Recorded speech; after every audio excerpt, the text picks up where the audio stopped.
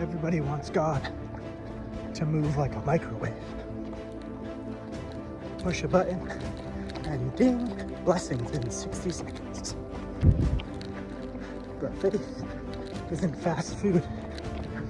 It's slow cooking.